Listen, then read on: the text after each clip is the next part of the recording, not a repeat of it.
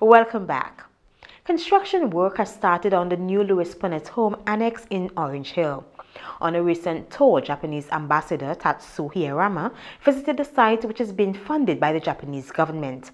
Here's more from the API's Hala John.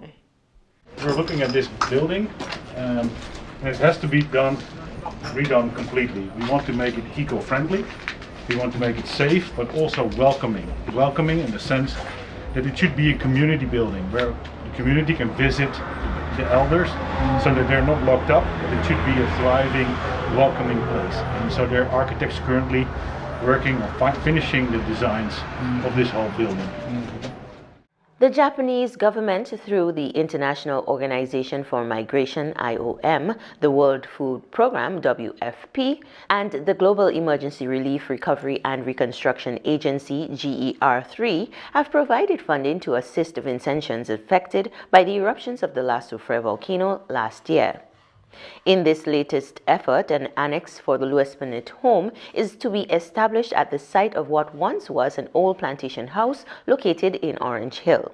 The site, which was last utilized in 1985 as a mental health facility, will be retrofitted and upgraded to international standards and will, upon completion, house some 40 indigent elderly who have remained in the care of local health authorities at various Golden Age facilities across the country following the fallout from the volcanic eruptions. On his recent mission to St. Vincent and the Grenadines, His Excellency Ambassador Tatsuo Hirayama toured the site with IOM Program Coordinator John Willem Gwekdem and Project Manager for GER3, Kalapaz Sands. This is going to be a nursing station, so there will be permanent nursing staff here, and there will be 25 beds spread out here, and those are wards where the females are going to stay. Every bed is going to have own electricity, a side table, and some curtains for some privacy in the moment that it is required. So this would be like facility areas for the staff to work, clean, to organize the food. So this is not for residents, this area. That would be for the staff to get changed, so they would have a different access to the residents, and they have the showers, the lock-in, the changing room. And then we'll have, as I say, the laundry here, and we'll have some hanging spaces to hang because culturally everybody in St. Vincent likes to hang the clothes, even if they have a dryer. So we will keep that. All this structure we're going to make it new, because this is old wood, covered with concrete, is not stable. So all this housing will be higher. This is expected to be for the staff, yeah, for their own dining or chilling area. At a brief ceremony to mark the kickstart of the project, IOM Program Coordinator Gwekdem outlined the overall objectives that his organization hopes to achieve through the construction process. Our project is running till end of April from this year. We're currently actually in the background already working a lot on this building. At the moment, as we speak, the architects and the engineers are making the designs, the calculations of everything that needs to be done to host here 40 people from later on this year. This morning we also had a meeting with the Prime Minister. He's very enthusiastic. He also mentioned that the government wants to be involved, also wants to contribute on the completion of this facility and also on the running costs. And we also have from other donors already some interest to make it more beautiful and more functional. The design objectives that we have defined are behind here.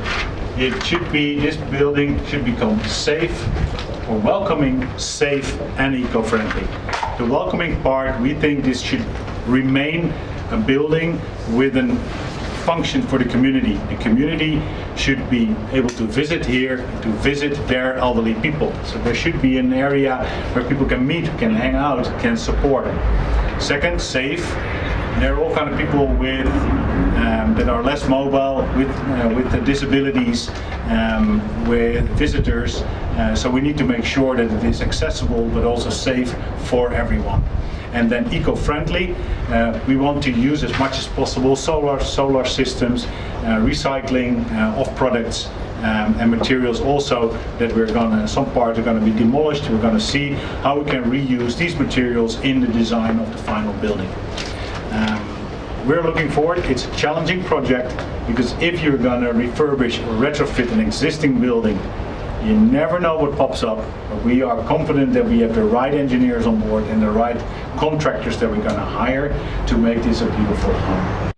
Ambassador Hirayama, who is currently based in Trinidad and oversees Japan's relations with CARICOM and other Caribbean nations, empathized with Vincentians in the many challenges facing multi-island states which share similar geohazards. Japan and the the St. Vincent and the Grenadines are separated by thousands of miles geographically and with a different size of population, but we are still the same island countries,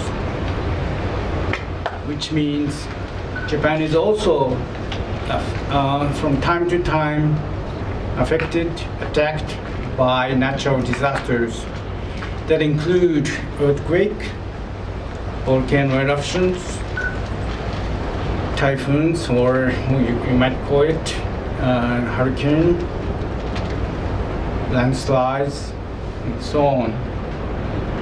So we know the dreadfulness of the disasters, and we always try to make ourselves more prepared, more resilient, less vulnerable against possible natural disasters.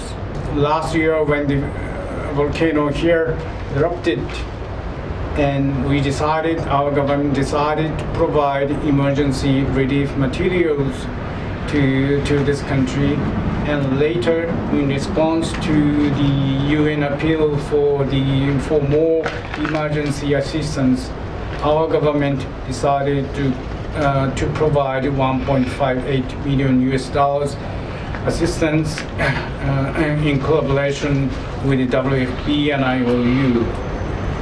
Today I'm very glad to see the results of our assistance on site, at the exact site, and also meeting people who are affected by the disaster, but who get benefit of our programs.